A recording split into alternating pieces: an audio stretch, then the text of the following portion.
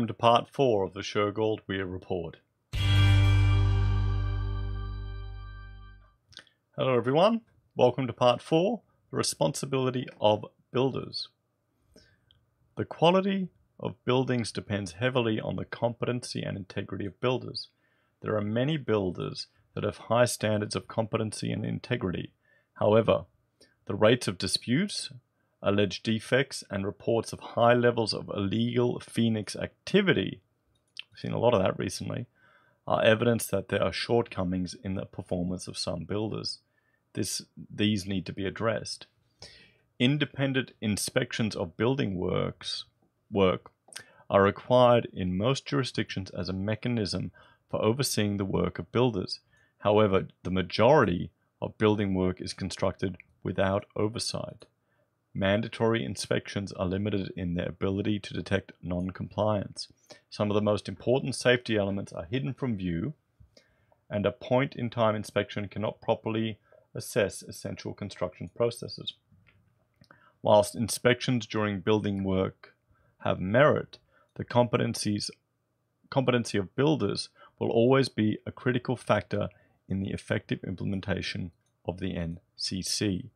The recommendations are intended to strengthen the competency of builders by requiring consistent requirements. Okay, not only for the registration of all builders, but also for subcategories that limit the scope of works that can be performed based on skills and competencies. It is also recommended that builders receive compulsory education on the NCC. Okay, that is surprising. That's a recommendation that just isn't part of the education to become a builder.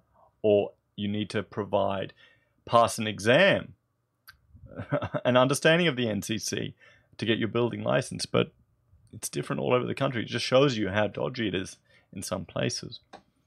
The content of that education should be based on intelligence about common forms of non-compliance detected by regulators and insurers. The integrity of private certification has been questioned, largely because of the relationship between builders and private building surveyors. The recommendations provide for a strengthening of the independence between builders and building surveyors. They include placing obligations on private surveyors to report builders who do the wrong thing. That's great. I'm shocked that it's not in place. It is imperative that builders play their part in helping to redefine the role of private building surveyors. Builders need to recognize that inappropriate relationships with private building surveyors undermine the whole system. There are going to be some people that aren't happy about this. The recommendations call for improvements to the quality of documentation and to increase controls over design and construct approaches to buildings. These changes should give greater protection to builders. For these changes to be effective, builders must ensure that they build to approved documentation, and that where a design is unclear or not practical, they call for variations to be documented before proceeding with work. For design and construct projects, builders must resist proceeding with works beyond the approved design. When products are being selected or substituted, and I've mentioned this in previous videos, the issues of alternative substitutions that meet the only requirement of having a cheaper price, the builder needs to know when to seek permission from the building surveyor. And here we go into the question of cladding, because this is a prominent and timely issue that's coming up again and again, just Spencer Street recently. So our appointment to undertake this inquiry was one of several actions taken by the BMF following the tragic deaths of 71 people in the Grenfell Tower in London on the 14th of June 2017. The circumstances of that fire continue to be investigated, but it is widely accepted that a key contributor to the ferocious nature of the fire was the presence of highly combustible polyethylene cladding that had been installed on the external walls of the tower as part of recent refurbishment works. The BMF was considering the use of cladding containing polyethylene on buildings in Australia before the Grenfell Tower fire. In March 2014, in the Melbourne Docklands, the La Crosse building caught fire. Over 400 occupants were evacuated as the fire raced up 13 stories via the external facade of the building within minutes of ignition. We all know that fire. The La Crosse building was completed in 2012 and was clad in combustible aluminium composite cladding containing polyethylene. Since the La Crosse building fire, BMF has taken a number of specific actions, including reviewing the NCC and forming the SOG to advise it on issues relating to combustible cladding and building product accreditation generally. Each jurisdiction has commenced work to conduct audits of high-rise buildings. Many have initiated or are considering reforms to address the use of aluminium composite cladding and other high-risk building products.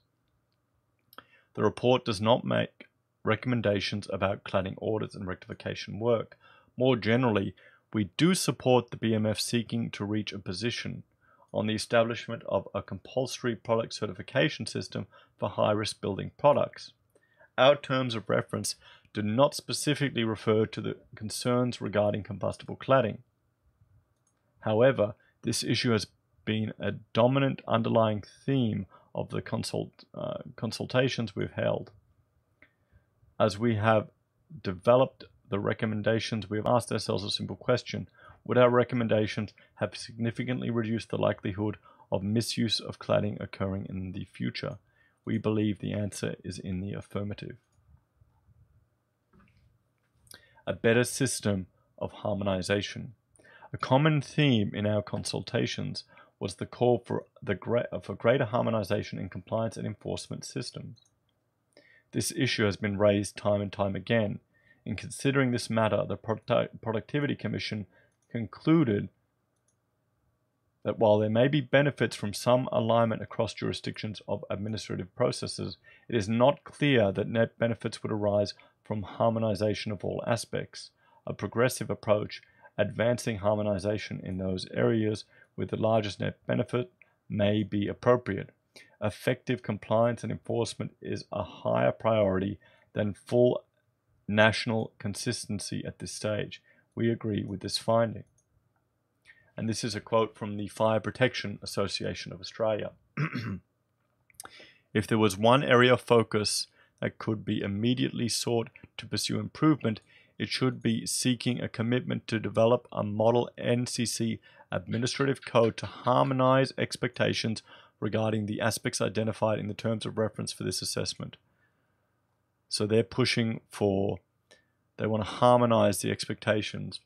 Okay. Our appointment demonstrates a willingness by the BMF to consider consistent ways to achieve the most effective implementation of the NCC across Australia.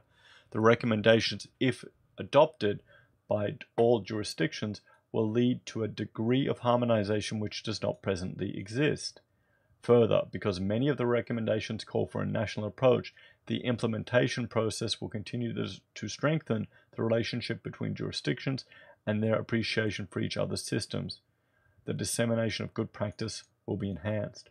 One example is just in architecture, where I'm a registered architect in Queensland, and other states, they've got mutual recognition, but there's, it's easier to register in certain states than other states, frankly, just with the process. They've got a national exam, but the panels are different. And the requirements just to pay for the body are different. The fees are different. But if I want to practice in New South Wales, I need to have license registered in that state, so that's another cost compared to Queensland. So it's just adding more complexity as well. Under the most recent ABCB intergovernmental agreement, the BMF has further defined the roles of the ABCB and SOG. The ministers have sought assistance on regulatory matters from a forum of building regulators, the Building Regulators Forum. All three will provide the BMF with support in its work. This new government's arrangement strengthens existing efforts for collaboration and will encourage ongoing partnerships between jurisdictions on a wide range of issues. We strongly support this development. And this is a quote from the Australian Institute of Building Surveyors. AIBS supports a single national legislative approach, or at least for each state or territory to adopt a model version of its legislative scheme.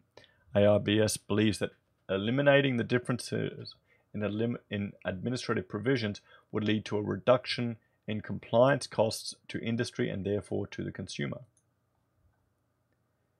Given this context, we have been mindful to respect the autonomy of each jurisdiction to make their own legislative and administrative arrangements for building and construction compliance and enforcement systems. Crucial elements of the systems, such as the public versus private certification model, the role of local government and fire authorities, the interface with planning controls, consumer protection mechanisms, and funding models remain matters for each jurisdiction to determine. This is a quote from the Master Builders Association. The NCC must be enforced and policed in a way that is nationally consistent. So, guys, the next section is on the recommendations from the report, and I think I will do that in a separate video because some people will want to jump straight to those recommendations. So what do you think about the idea of harmonization and working across the nation? The cladding issue, that's really been brought to the forefront. We've been very lucky in Australia. We really have, but it's something people shouldn't have to risk. Shouldn't have to risk it all. Guys, like, share, and subscribe. Ding the bell if you want to see my daily updates. And I'll see you all again next time. Bye for now.